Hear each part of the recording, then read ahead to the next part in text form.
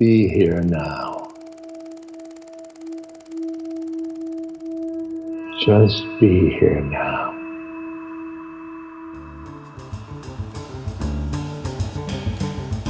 Welcome to the ReRooted Podcast with Francesca Maximé, trauma-sensitive mindfulness meditation teacher and poet. Together, we'll take a closer look at approaches to transforming trauma with insights from psychology, neuroscience, spirituality, social justice, and the creative arts. Join Francesca and her guests for an exploration of our shared connection and how we can cultivate greater compassion for ourselves and for others. If you'd like to support Francesca and the ReRooted Podcast, please visit BeHereNowNetwork.com/Francesca. Hey everyone, I'm Francesca Maximé, and welcome to the ReRooted Podcast here on Ram Dass's Be Here Now Network. It is actually November 11th, 2021, which means that on this Thursday, it is Veterans Day. And we are honoring the veterans who have served and all of those who also haven't survived and whose legacies and memories live on, and all the ways in which engaging in that kind of service also can have consequences at times that are traumatic. And so today we're going to be talking to Dr. Colin Ross. He is an internationally renowned clinician, researcher, author, and lecturer in the fields of dissociation and trauma-related disorders. He's the founder and president of the Colin Ross Institute for Psychological Trauma. He obtained his MD from the University of Alberta in 1981 and completed his training in psychiatry at the University of Manitoba in 1985. And he has been running a hospital-based trauma program in Dallas, Texas since 1991. He's authored 34 books, over 250 professional papers, and reviewed for numerous professional journals and whatnot. I could read on, but I will say that I'm honored to have Dr. Ross here with us today. And I was introduced to his work at a conference for, I believe it is the International Society for Psychotherapy Integration. I may have it sort of the acronym a little bit backwards, but you can tell me better. And we were talking about how a lot of the future survival strategies, the strategies that we use to kind of get through things, are oriented really toward our well-being and our safety, even if they also create problems in our day-to-day behaviorally, and how to kind of get to the root of what's really happening. So welcome to you, Dr. Ross, and thank you so much for joining us here today on ReRooted. Thanks for the invite. So I'm here on Onkatag land in New York City. I usually say that. My pronouns are she and hers. I'm a sort of middle-aged, mixed ethnic, Haitian, Dominican, Italian American woman here. And I just sort of like to name my social location and my geographic location and the land that I'm on to just sort of honor all of the intersectionalities that are presented in me, so that when I'm sort of asking you questions, they're coming through this later sort of multi-prismic, lens, so to speak, and that you also have, I'm sure, your own set of experiences and sort of imprintings, as I would like to say. And so maybe just tell people a little bit about who you are, so we can get to know your kind of what's informing some of the work that you do with veterans and with others. Okay, so buongiorno. Buongiorno. Sono canadese e non parlo italiano. Molto bene. Poco. So welcome. So as you mentioned, I grew up in Canada, went to medical school. I lived up in the Canadian Arctic for a while. My dad got transferred to Sicily, lived there for a while, England. So here, there, around and about. And then I finished my training. I was a hospital-based psychiatrist. We're now in 85 to 91 timeframe. And I started publishing, writing with a focus on trauma, dissociation, multiple personality disorder. And then there's kind of just this relentless squeeze in Canada that my ability to get research grants was going to dwindle down because it wasn't biological brain type stuff. Support for treating dissociative patients was getting squeezed down. So I started thinking, I should try and move somewhere better. And so I ended up in 91 coming down to speak at a conference in the Dallas area. And it was just a speaking engagement. and then ended up getting recruited by the program director who had organized the conference. And then 6 months later, here I was in Dallas. And then I'm on the third hospital now. So the previous two hospitals I was at closed. But continuously from 91 till now, I've been running trauma program in a hospital, inpatient and partial. And then a year and a half ago now, I moved down to Austin, and I've opened what's called partial hospital program, which means basically groups Monday to Friday. One here in the Austin area and one in Lubbock in West Texas. Mm-hmm. And so I'm still actively involved in providing services, treatment of traumatized people. Yeah. And then with all these books I've written, there's professional trauma-related books, and then there's poetry, aphorisms, short stories. Love it. So I'm a literary guy as well. And then there's Me too. Stuff on cancer. There's the alternative cancer model, which I think is really mainstream. And then one of my books is called Human Energy Fields. Mm. And so then the whole thing about energy fields and sort of spirituality, anthropology. But we're going to try and stick with PTSD today, right? Yeah, we can try. I don't know if it's going to work, but I mean, we can have multiple, I've had repeat guests before. I'm not averse to that. We can get into other things because I think about all those things too. And I just had Dr. Stephen Alexander on the podcast. He is the, you know who it is. He's a jazz musician, and he's also, a physicist, and he's the head of the Black Physicists Association, and, talking about the integration of sort of quantum physics and cosmology and neuroscience and all these things. So I'm game for all that, and spirituality and poetry and all that. But maybe we'll start, just to ground ourselves, with perhaps an opening around something that you just said, which is dissociation, working with people that have dissociative tendencies or disorders, whatever they're classified as. I tend to not use that word, but technically that is the label when they're inpatient in a medical facility. So for people who don't know, what, from your perspective as an MD, is dissociation, and how does it manifest in the kind of patients that you see, and why? Okay, so I've done lots and lots of research and written books on dissociation, so it's kind of a top of the mind topic.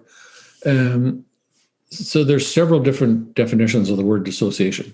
So one is the just general plain English meaning. It's the same thing as disconnection. So if you're dissociated from something, you're disconnected from it, disconnected from your feelings, from your memories, from your ability to move your body. If it's not a neurological problem, it's psychological. And so it just really means being disconnected. It's a technical term in cognitive psychology. It's used experimentally in the back to at least the early 90s. And then it's a phenomenological term, meaning there's dissociative symptoms. So in that sense, what is dissociation?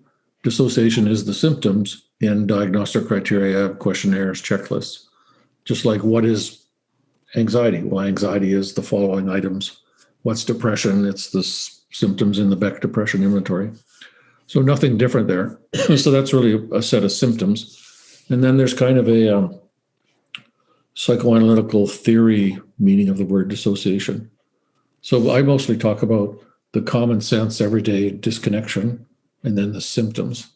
And dissociative symptoms include a whole variety of different things. So you can block out a memory, so you're disconnected, dissociated from the memory, or you can have the memory of the event, but when you're talking about it, you're just kind of this robot telling the story because you're completely disconnected from all the feelings. Or you can have fear, panic, terror come rushing up out of nowhere, seemingly. You can't connect it to anything because you're disconnected from everything. But one part of the experience is erupting up. So you can be disconnected in all kinds of various combinations from various bits and pieces of an experience. When you have PTSD, which is a very well accepted diagnosis now, it used to be called railway spine back in the 19th century. Oh, wow. Because people were getting... Traumatic stress disorder used to initially be called railway spine. Yeah, because of course there's somebody's thinking it's got something to do with the spine, but it's basically guys getting PTSD from accidents and injuries building the railroad. Oh. And then it became shell shock and battle fatigue. And then it became post-traumatic stress disorder officially in 1980 in the third edition of the manual, Diagnostic and Statistical Manual.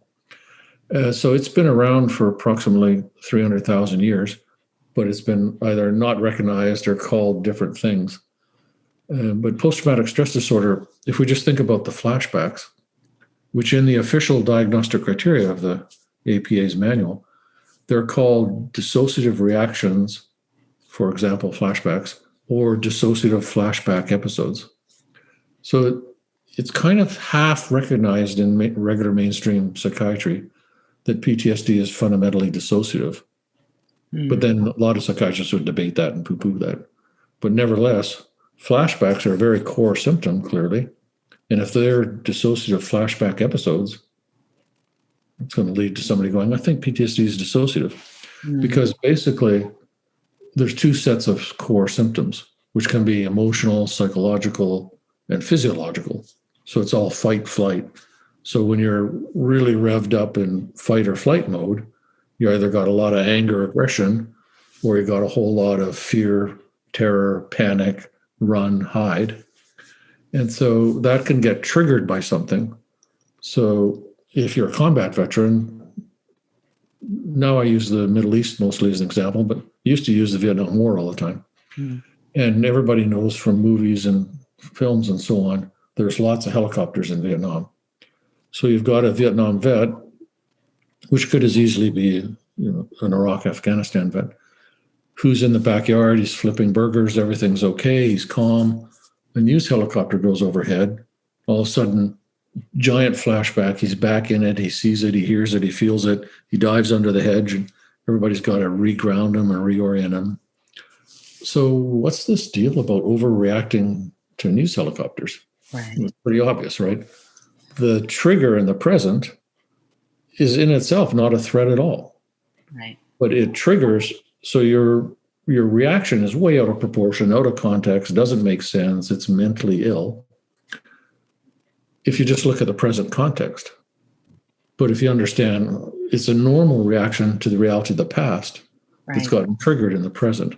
Right. And it's the same thing if you're, doesn't matter male or female or whatever, but use an example of somebody who's cisgender female, who's a victim of a rape or childhood sexual abuse, repeated molestation, and say it was Uncle John who was her main perpetrator, and he always wore a blue baseball cap. It's a normal day, and some man walks by with a blue baseball cap on. All of a sudden, there's this big panic reaction. And if it's a civilian woman, then she gets the finger pointed at her because she's hysterical or borderline or dramatic or attention-seeking. But when it's a guy who looks like he could play in the NFL, who was a special forces guy, and it's combat PTSD, we have a whole different attitude. Right. But it's basically the same thing. And you're implying then that attitude is more accepting, or that you're brave, or that of course you would have that, as opposed to, or it's somewhat more forgiving than perhaps for the woman in your example. Yeah, I wouldn't go to fully accepting, because there's still, what's the matter with you? You're a weakling. But it's not as condemning. It's not as thought, yeah. There's the woman. Okay. And so the reason I say that's a dissociative symptom is all that stuff is kind of under a lid. So dissociation can mean you've disconnected, stuffed it inside. But if it was just stuffed forever, you wouldn't have flashbacks, right? So there's either trigger or it's spontaneous. And then stuff erupts in. And it doesn't feel like, yeah, that's what happened. It's got this involuntary intrusion, eruption kind of quality, and you can't just turn it off instantly. You can use breathing and different grounding skills. So I always say that a flashback flashes back. If it doesn't have the quality of flashing back, it's just with you, it doesn't intrude. So in order to have the quality of a flashback, it has to be dissociated, disconnected, stuffed inside somewhere. You're at the grill doing the burgers, and then you have Right. this diving under the hedge. So it's fundamentally, it's dissociated in the sense of it's disconnected, or it's dissociated, but it's intruding back in. Mm-hmm. That's the core, both psychologically, emotionally, and physiologically. You're either all revved up in fight-flight mode, or you're numbed out, shut down. So on one hand, your parasympathetic nervous system is dominant because you're numbed out and shut down. Mm-hmm. And the other, it's sympathetic nervous system, fight, flight. And people with PTSD usually go up and down from one to the other. Right. So it's another thing I sometimes call it, just to make a point in a workshop, is I say that PTSD should be called bipolar trauma disorder, because you've got the up pole, sympathetic, overdrive, the down pole.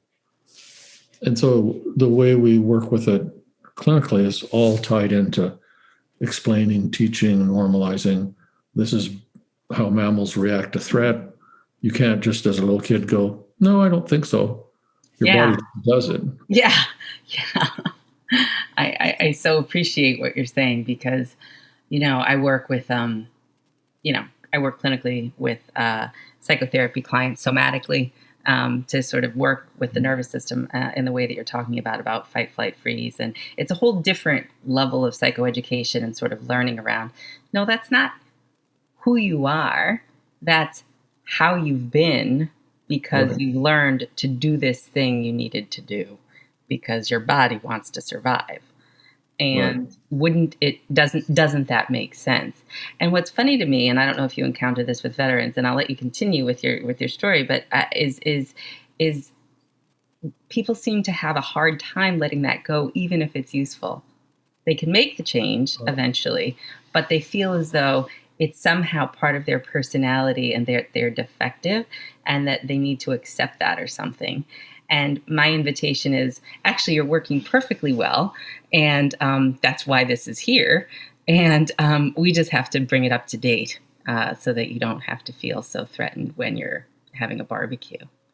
So I hope everybody's noticed that the mind is a little bit complicated and the brain's a little bit complicated. Yeah. So nobody's got it all figured out. There's not just one perspective that explains everything, right? Right.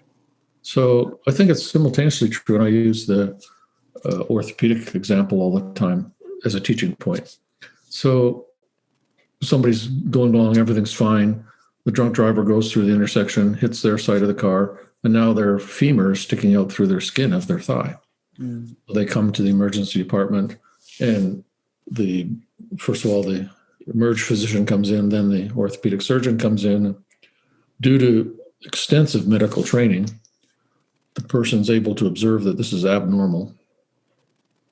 So you're abnormal, you're pathological, you're sick, this is not right. Your bone sticking out through your skin, which is obvious to everybody, right? But what the doctor doesn't do is go, oh, abnormal person. Right. The doctor goes, well, that sucks. This is a very pathological, abnormal way to be, but it's a completely normal injury for what you've been through. And then all these different kinds of mental health problems. The people I work with have massive childhood trauma in all different forms. It's an understandable, unavoidable, normal injury for what you've been through. It's not you to the core. You're not fundamentally sick and damaged, just what you were saying. So that just by itself, that educational aspect of it, doesn't instantly cure anything, but it reassigns you to the category of normal person instead of mentally defective. Mm-hmm, mm-hmm. And I write about that. One of my books is on the genetics of schizophrenia. And I think that genetics, and it's full of all kinds of data and analysis of literature and stuff. It's, in psychiatry, the idea that schizophrenia is a genetic brain disease is way, way, way oversold. And largely disproven by the data in psychiatry. So like when one identical twin has schizophrenia, overall, if you combine the best designed studies, the other twin only has it 22% of the time, which just by itself proves it's maybe a little genetic, but not that much. So even there, in what are supposed to be hardcore brain disease genetic problems in psychiatry, there's a huge role of trauma, abnormal learning.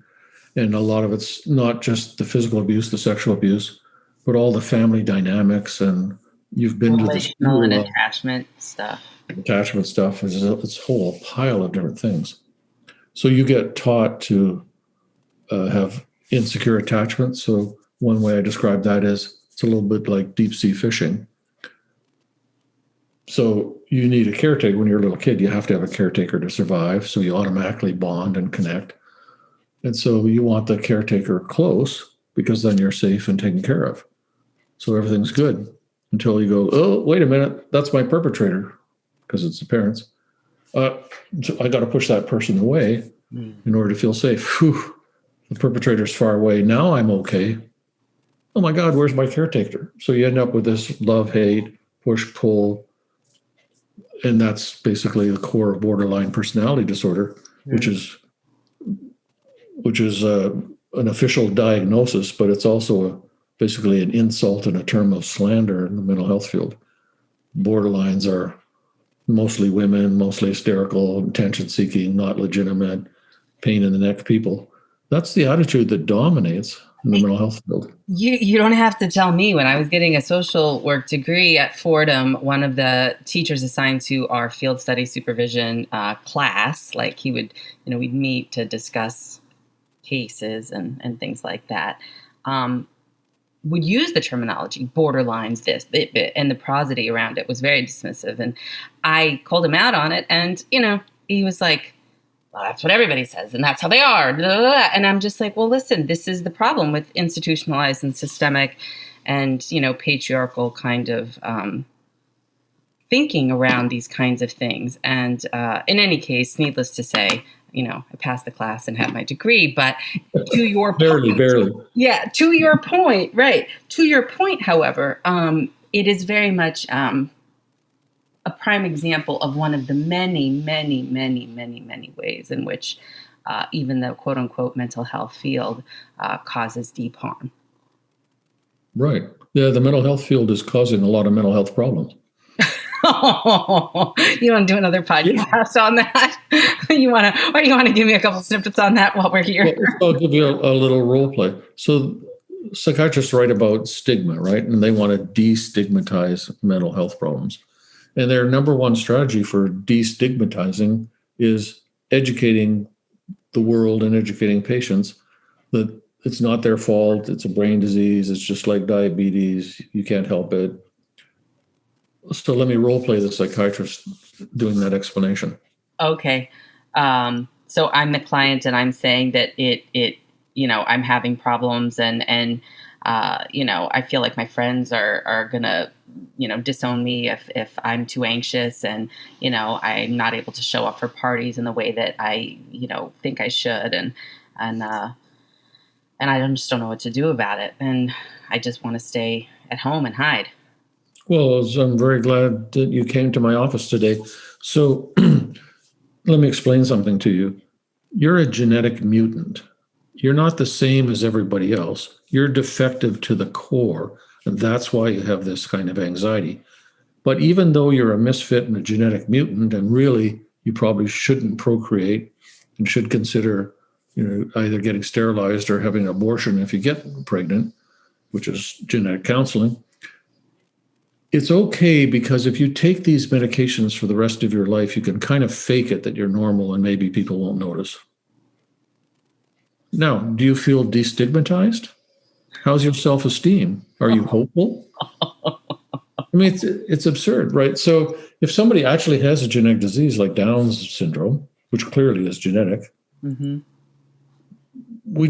lot of people have that, you're not normal, you're sick, I don't want to see you around my kids. But a reasonable, decent person just goes, you're a cool, lovable human being, and you got this genetic defect. So when it really is genetic, we don't have quite that horrible attitude unless we're in Nazi Germany and then we want to basically fry everybody. But I just think that the genetic defective to the core model is horribly discouraging, horribly stigmatizing, and not even scientifically correct most of the time. Right. Yeah, I really appreciate what you're saying. And I guess that's, And then that gets into shame. And so we might as well just stay here because that is something that's big on my mind. And it kind of circles back to what you're talking about with the piece about the veterans. And then we can kind of stay with the veterans and maybe you can give some examples of how you do work with folks in your day-to-day. For me, in my experience, the way that I've come to understand shame versus guilt, or shame versus, even remorse or accountability, or shame versus, self-esteem or confidence, or, these different, that shame seems to be about who you are, who I am. I believe who I am, to your point, Right. is defective at the core. I have a core belief. They call it a core belief, sometimes a schema, whatever. I have this affective collapse, or I don't really believe, or even if I don't have this sort of physical affective collapse and kind of hiding and pulling away and numbing out and these kinds of things, I sort of do that, right? Like I'm the one who assumes nobody likes me, right? Right. Because I'm defective to the core. I have this belief. Nobody overtly, well, maybe they did, but in my day to day, or maybe they do, but I can have this regardless of whether or not anyone ever explicitly said this to me. If I'm wearing a very well-designed mask, I'm good. Yeah, right. So see the real truth. Right. I know we're in the pandemic, so it's easier to hide perhaps because it's internal, but it's this experience of I am not worthy. I don't matter. There's something defective of me. I don't get to be on the planet, but I'm here and I have to suffer through it, whatever it is. I'm defective at the core. As opposed to guilt, I feel bad about something I've done. I'm okay, and the behavior that, I did was harmful or impactful, and therefore I can be remorseful if I'm able to have some perspective about it and maybe move into a place of accountability and repair and try and make a connection or do the best that I can to at least not recreate that. And my self-esteem, my self-confidence, my self-worth, my sense of myself is intact and is in place. And what I've tried to kind of explain to people, and they don't like this, and it's not meant to be mean to people. It's actually something that was echoed by Joseph Goldstein, one of the other Dharma teachers here on Ram Dass's Be Here Now network, in a podcast that he was doing that I was listening to the other day, sort of that it's as self-absorbed as narcissism. It's as self-absorbed in terms of the child state taking over, the one that was frightened, the one that is threatened, the one that instead of having a fight response and taking up all the air in the room and being the center of attention, says, I can't take up any of the air in the room. I'm going to pull back and I'm going to be in the corner. And that somehow there's a belief that gets entwined with that, which is because I feel bad, I must be doing something good. In a way, socially, because it's almost reinforced, especially with women, at least with those who are, in this. And so when I say that it's narcissistic, or I say it's self-absorbed or self-centered, what I'm trying to say is that it doesn't leave space for the relationality required for repair in the end. And so we kind of go into the sinkhole of quicksand around, I'm not worthy. And so it's a very painful, and I've been there, trust me. I mean, very much so. And it's still, kind of flits in here and there about anything. And I'm like, oh yeah, hi, whatever. Like this is my mindfulness practice comes into play. But it's not like I don't have self-worth. It's that, oh yeah, that old tape is still kind of humming here or there, but it's not center stage. So can you talk a little bit about, maybe that piece? And then maybe go back and what you even think of what I'm sharing right now. Well, that's exactly the way I explain it if it comes up. Shame is about who you are. Guilt is about what you've done. And people write like whole books about shame and it's all complicated and stuff, but I like to boil it down to at least I can understand it. Mm-hmm. So I've got a piece of jargon that I invented called the Locus-of-Control Shift. Right. It's part of my trauma model therapy, I called it. So the Locus-of-Control Shift is the self-blame, which can lead to both guilt and shame, self-hatred, self-punishment. And it's front and center and driving life in the people that I meet. And so I thought to myself, well, why are people blaming themselves for being abused as kids? That's ridiculous. Like, what's wrong with these people? And then, okay, we could say they're a bunch of borderlines. Okay, so I rejected all that attitude that I was taught by modeling as a psychiatry resident. And then I said, well, maybe they're just like really dumb and they don't get it. No, all kinds of IQs, full spectrum. It has nothing to do with IQ. Maybe it's gender. No, males and females. So it's a puzzle. Why are people holding on to this? I'm bad. I'm no good. I caused my dad to abuse me, when it's obviously not true. Mm-hmm. So then I thought about it a bit and realized, well, wait, that's just normal child thinking, which is called the mind of the magical child. I'm at the center of the world. Whole world revolves around me, and I've got this power to make things happen. That's just the way kids' minds operate. All kids, not just all kids. Right. Doesn't matter gender, culture, IQ, doesn't matter.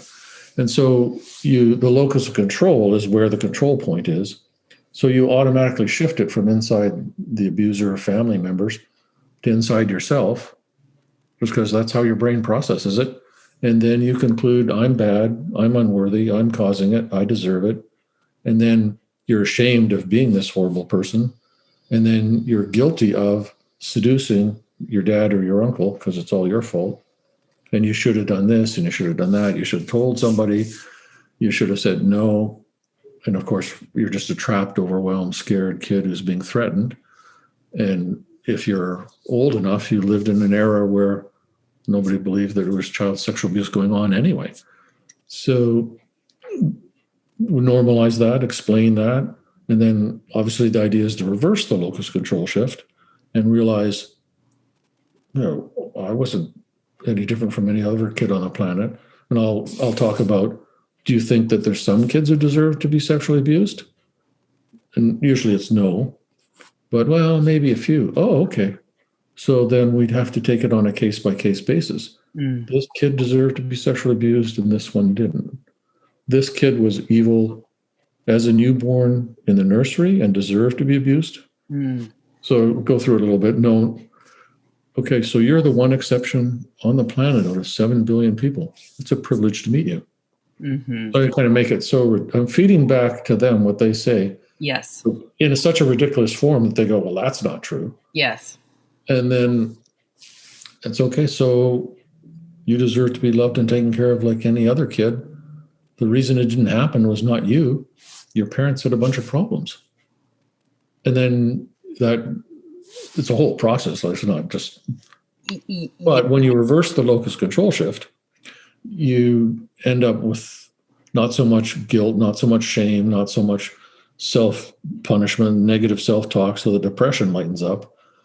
But the problem is that throws you into the reality of the situation, which is you were very scared, small, sad, lost, lonely. So it throws you into a whole bunch of unresolved grief. And then I always say, nobody in their right mind would want to go there. So in order not to go there, you blame yourself, you hate yourself, because that gives you an illusion of power and control. I'm causing it all. If I decide to be a good little girl or good little boy, mommy and daddy will get it. Or 30 years later, if I can just be a better wife, better sex on demand, quieter kids, cleaner home, he won't be so stressed. He won't have to hit me anymore. So that locus control shift thinking doesn't just evaporate when you get your driver's license. And it gets reinforced and ingrained 1 billion times over by how people treat you, your own negative thinking about yourself. And so it's not just a theory about the person's childhood, because I work with adults mostly. It's driving the machinery in the present. Yes, yes. That's a core thing that we focus on all the time. Right. And so when you say it's a core thing that we focus in on all the time, I'm assuming you're talking about your work with the veterans mainly, but also in, all types of trauma survivors. So let's not forget the veterans on Veterans Day. So one of my papers is called Self-Blame and Suicidal Ideation in Combat Veterans.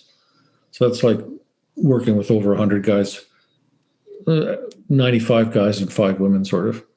But it's mostly males who've been in combat, been deployed, been in combat, have PTSD, and they're suicidal enough that they get referred into the hospital. So it's like a very select group from whom I think you can learn everything about everything. So a couple of points here. So one is, which I mentioned before we started recording, in that sample of people,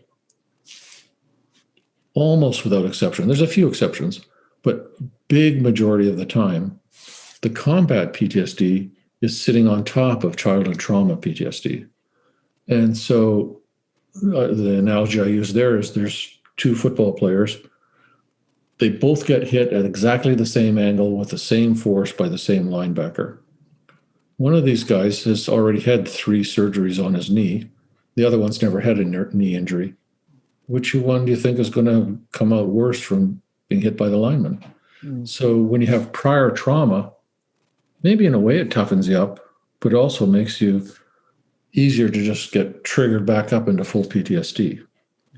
So then that's sort of an underlying background. And then that leads to scientific testable research projects. Like you send 1,000, mostly guys, some women, into combat, and X% get PTSD. But how can we, and you can control statistically for how much combat exposure, et cetera. How can we try to predict who's at the highest risk for PTSD? Well, the people with massive childhood trauma compared to very stable. And then we can have SEER training and special forces training and things to maybe make you more resistant to the trauma. So that's going to then lead to, okay, how come there's so many people in the military killing themselves by suicide who are never deployed? Obviously, it's not combat PTSD. So my explanation would be, which is true of suicide in general, it's not so much what's wrong with you, it's what happened to you. Yeah. And who would want to continue to live on this earth with all this pain, all this suffering, all this self-blame, all this self-hatred, and all this maltreatment, and no sense of hope? Right. So I don't agree with suicide. I'm not going to I personally would never do physician-assisted suicide. I'm not totally against other physicians doing it, like for late ALS or late stage cancer or something. I'm fine with that. Just as a side comment, I'm not fine with psychiatry getting in on physician-assisted suicide because they're just going to mess it up so badly. You're suicidal, so we might as well kill you. It's exactly the opposite of what we're supposed to be trying to do. Right. But anyway, so in combat, guys, time after time after time after time, there's variations. I'll give a few examples, but there's variations. But it's really the same underlying themes all the time. Why are you suicidal? And huge percentage of the time, I say, well, it's kind of like you've court-martialed yourself, and as the judge and jury, you've decided that your sentence is death. But you don't deserve to get off too easily, so you should suffer for a long time. So the killing oneself, there's the active hate, anger, blame part of it. It's my fault that my buddy died, that the civilian died, that something happened. So one combat scenario, there's a guy who's usually in the lead vehicle when they go out from whatever area it was in Iraq or Afghanistan. And of course, there's IEDs all over the place. But he's almost always assigned to be in the lead vehicle. But that day, he was like 6 vehicles back. It was a day just like any other. There was no reason to predict anything was going to happen. And then his buddy, who's now in the lead vehicle instead of him, hits an IED, huge flames, the vehicle's up in the air. Everybody stops. And so he's got to run 6 vehicles to get to his buddy. And so by the time he gets there, the guy's like in the process of dying right there. There's major 3rd-degree burns all over his body. So that's going to be traumatic for anybody. Right. But what he's explained to me is it's his fault. He should have known. He should have been able to prevent it. And so he's basically a negligent homicide perpetrator. Therefore, he deserves to be killed. Okay, so then I break it down into, let's go through this step by step by step by step. And I'll give a couple of different scenarios that follow exactly the same pattern. And it would be the same sort of procedure if it was a civilian woman who was a victim of date rape or random stranger rape. Okay, let's go through it step by step by step here. So, okay. Well, if you had known that the lead vehicle was going to hit an IED, if you knew that 5 minutes in advance, what would you have done? Well, I would have gone and stopped the thing. And okay, so the fact that you didn't do that proves that you were negligent, or does it prove that you didn't know? How could you have known? So really the problem underneath is not that it is the guy's fault that his buddy died. The real problem is he was powerless and helpless to prevent it. Right. So it's that underlying powerlessness and helplessness. So yet again, nobody in the right mind would want to feel that and go there. So you hold on to the locus-of-control shift, which already has been brainwashed and programmed in by your childhood trauma. Right. So then we just go through it. Okay. I kind of agree in theory. Okay, maybe I didn't know, but I should have this. I should have run faster. So, okay, so how long was we can go into the fine-grained detail if necessary. How long was your buddy up in the air before he came back to the ground? Okay, so then I get to say I went to medical school. I'm not a ER physician, but I also am just a human being with common sense. This guy had like third-degree burns over 90% of his body. There was nobody on the planet who could prevent him from dying at that point. No plastic surgery, nothing. It was just too late. So you're supposed to run a 100-yard dash in 1 second. Even if you got there in 1 second, the explosion's already happened. And so we just go through it until just logic, I guess it's not my fault. Right. And so then the next scenario is, which is really a sad, painful story. So this guy is tough, special forces level guy, and will be a linebacker in the NFL. He's in the inpatient unit suicidal, but he's not feeling nothing. He doesn't have PTSD. And you can't get a flicker of emotion out of him. So what's the story? The story is he was involved in tons of combat.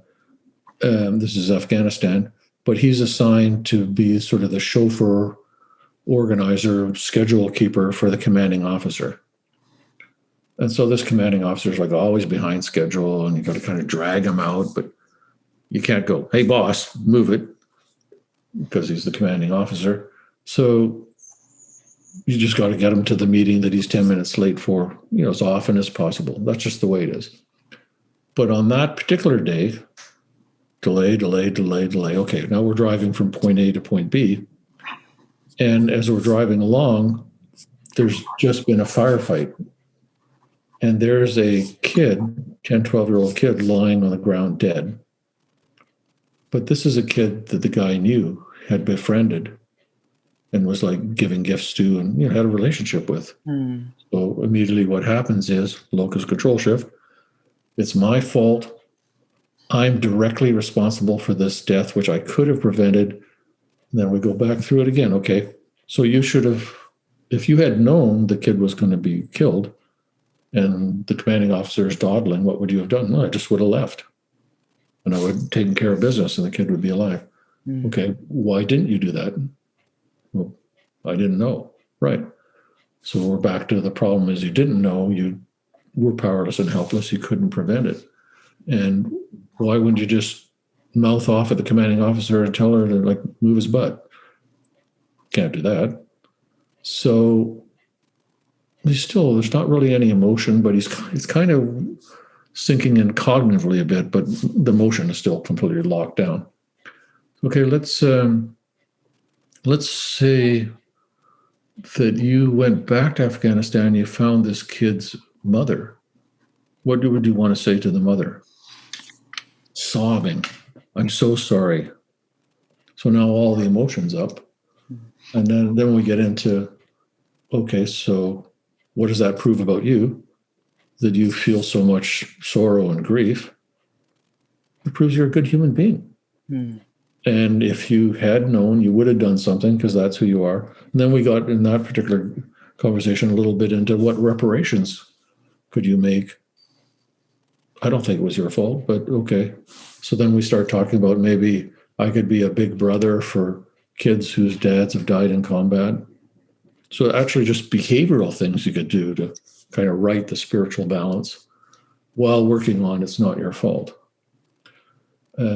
Another guy, now we're going to get into the future aspect of this. Yeah, so meaning, okay, the future-oriented survival strategy that, okay. Right. Mm-hmm.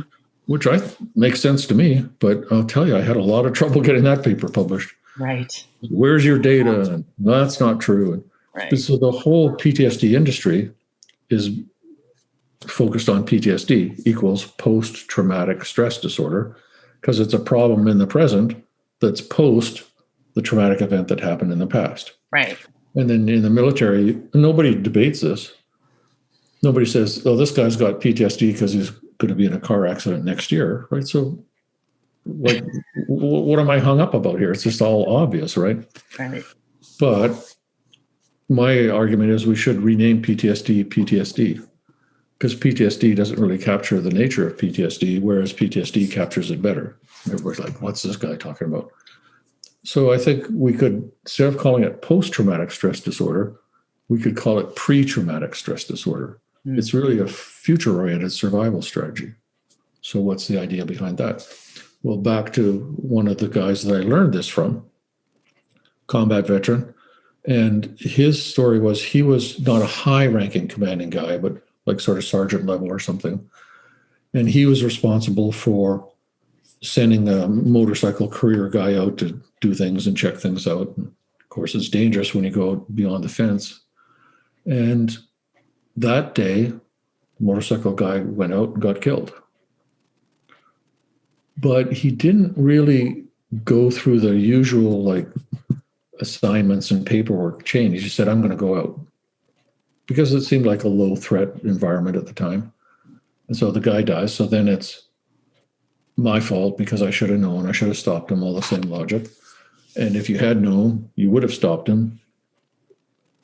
So then I'm a murderer. I deserve the death sentence. He was down that road, but more it took me a little while to get this out of him, but his vow was, nobody's ever going to die on my watch again.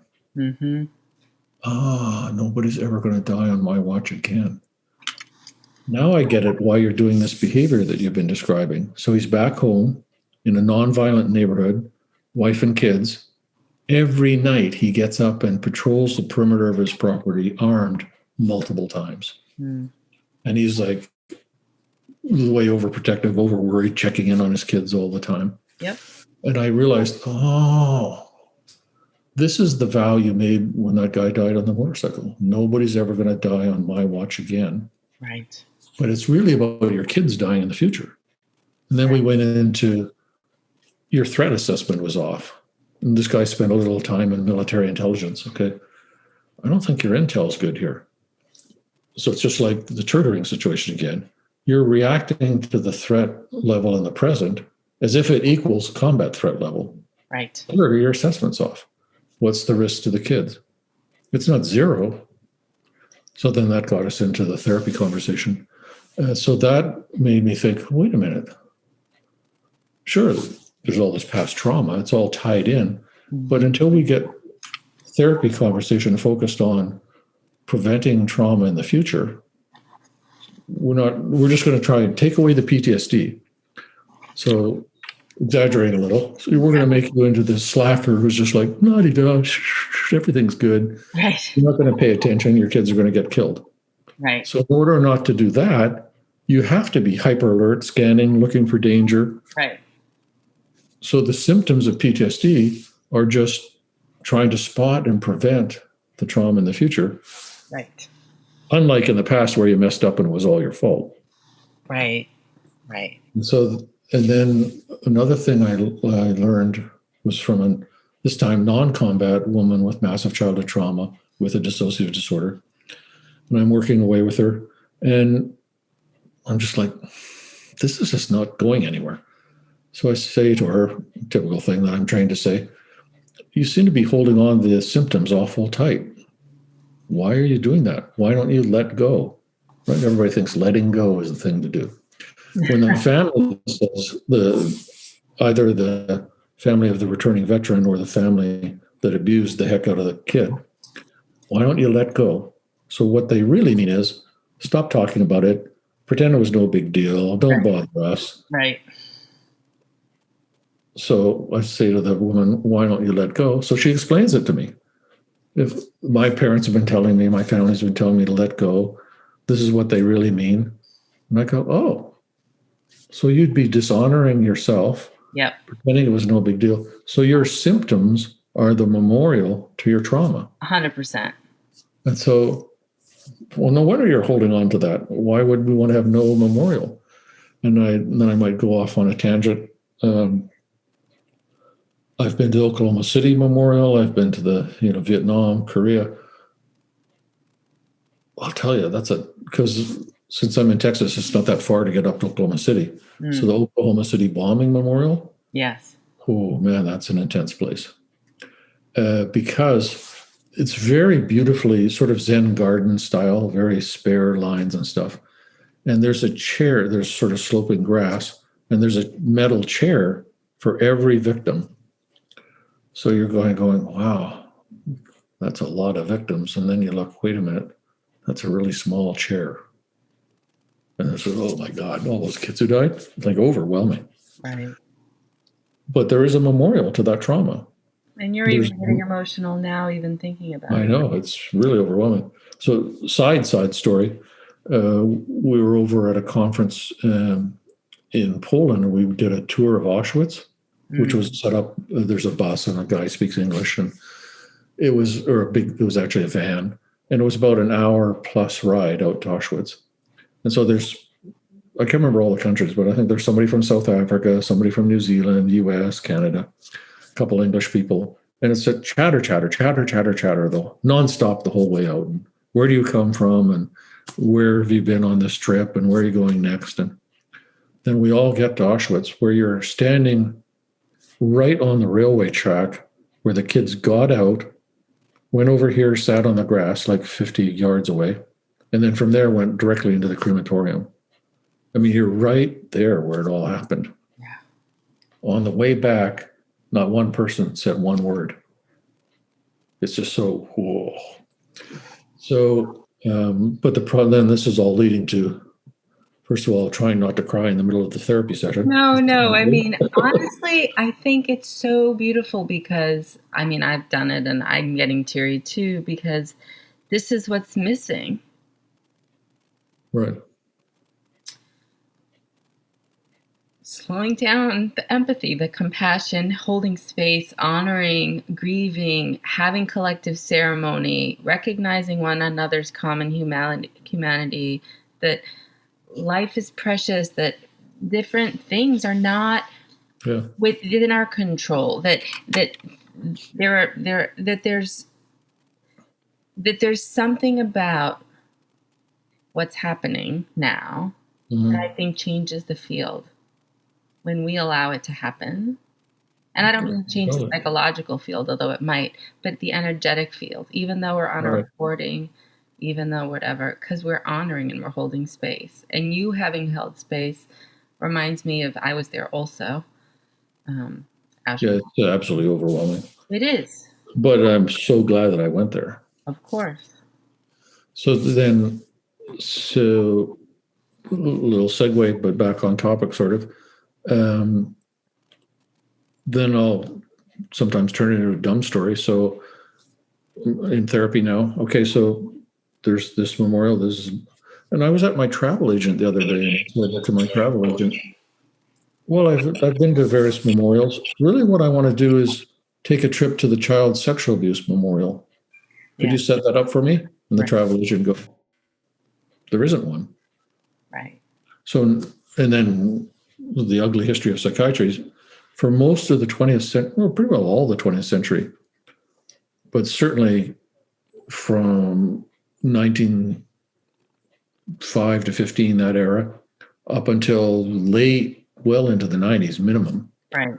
Psychiatry was the leading social institution for the denial of childhood sexual abuse by doctrine, which is it's all edible fantasies and false memories, and it's extremely rare, which I was taught.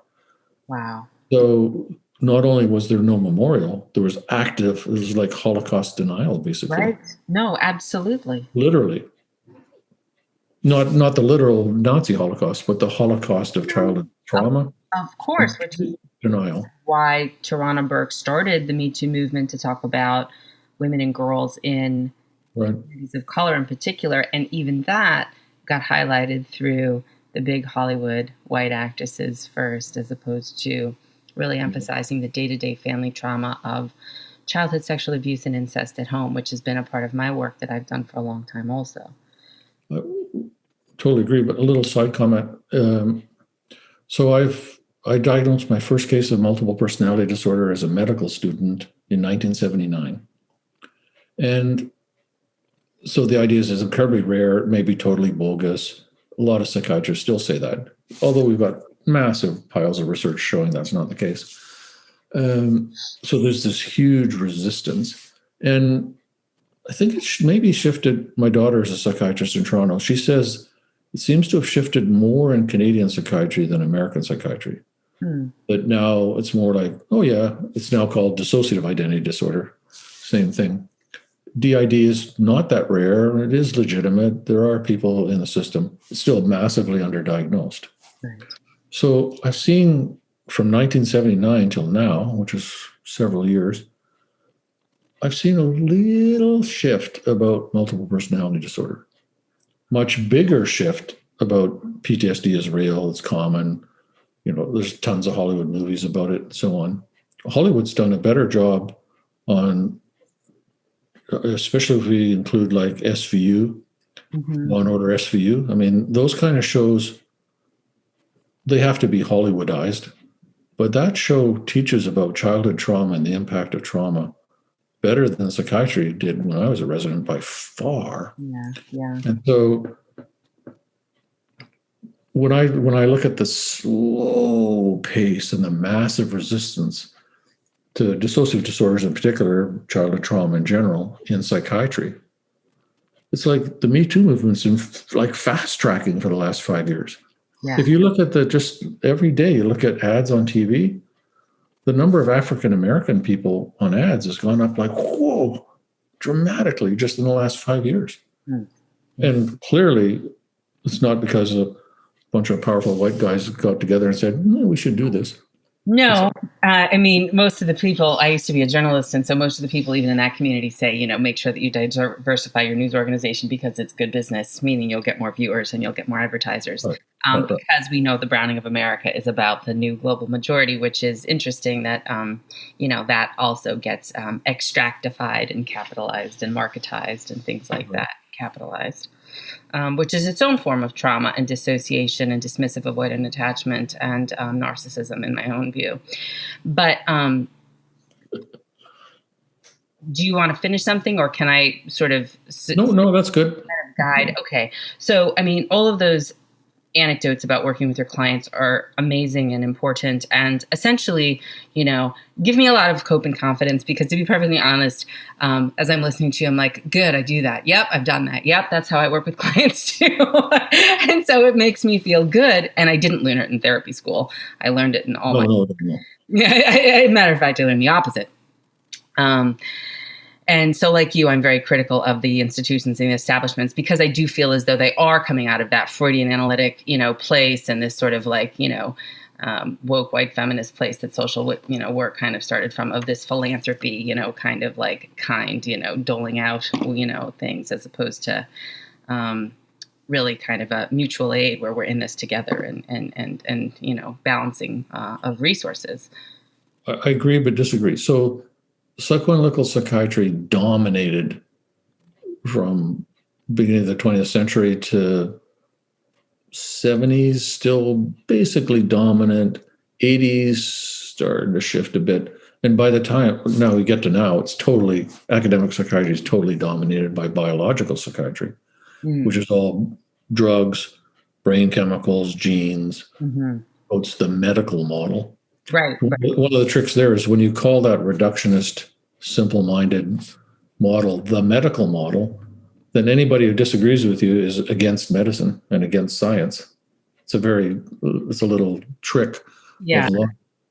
So when any family physician can tell you that, like, I'm just overwhelmed and flooded with mental health stuff all the time.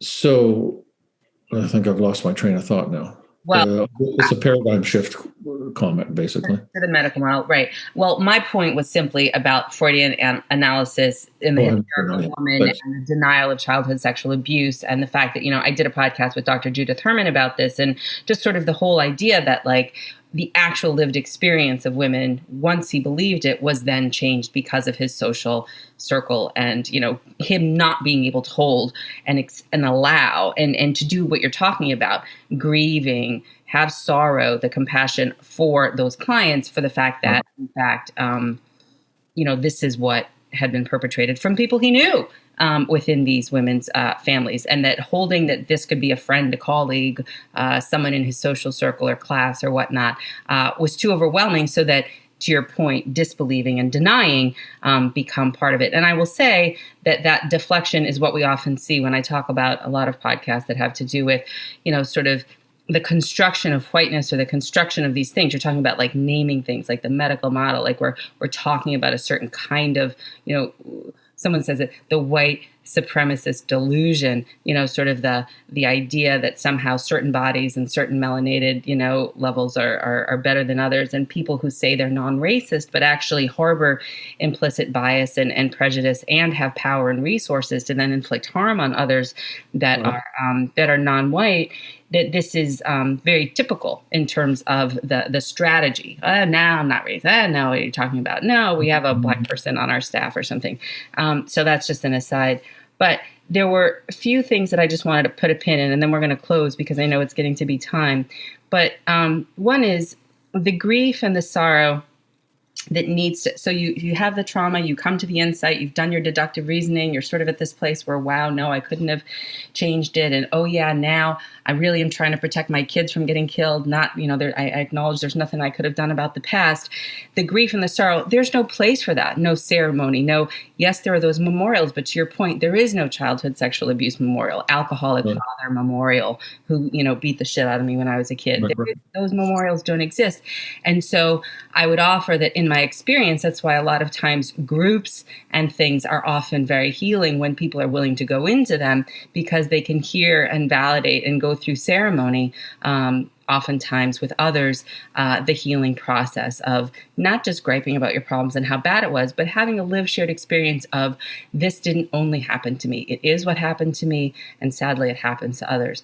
And that, there's other ways of healing too out there in the world, with nature and with, dance, music, and all these other things.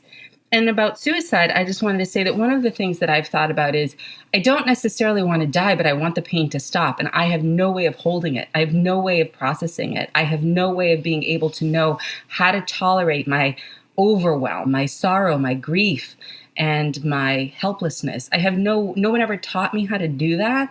And the way that I've internalized it with my Locus-of-Control Shift, as you mentioned, is it's at its limit. It's at its peak. There's no more. The container is popping. Right. And so for me, I often try to invite people to consider, of course you want that to stop. And I don't know if it necessarily means that you have to be stopped or you have to stop. Right. But right. In a multiple personality dissociative identity disorder frame, you've got an angry persecutor ultra personality who's trying to force the person to kill themselves or going to kill them. And one of the initial steps, besides finding out what year that part thinks it is, because often it's like 1982 and you're still in the trauma. Right. Do you realize that you live in the same body? Do you realize that if you kill her, you die?